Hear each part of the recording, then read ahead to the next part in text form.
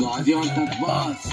Ellerimde kelepçe, gözümde canlanır istediğim sahne. Muhabbet yazılsa bile kaderine gülümse. İsyan etme gönlüm, isyan etme. Gözüne günler yine gelecek be. Sen gelecek be.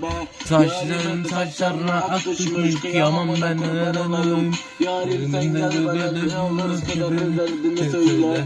Ben derdim gecemde gündüz olurum. Hayaline bulaşmam, ben senin derdine kalırım. Senin derdin yeter bana, söyle bana yeter be canım. Sevdiğim demem var sana artık, sen beni sevme.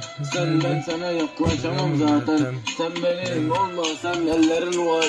Dol yarim, sen mutlu ol yeter, ben bileyim o gözlerine. Gözlerine bir yaş dökülmesin yeter. Ellerimde şimdi bir kelepçe, mahkum oldum senin sevdiğine. Mahkum oldum ben o senin sevdana. Sevdanın yollarından neler çektim de bitmedi. Sol yanıma bir mermi yedim de bitmedi. İşleyemedi o sol yanıma mermi. Çünkü senin sevgin vardı, o beni korudu bitti. Yüreğime şimdi vur.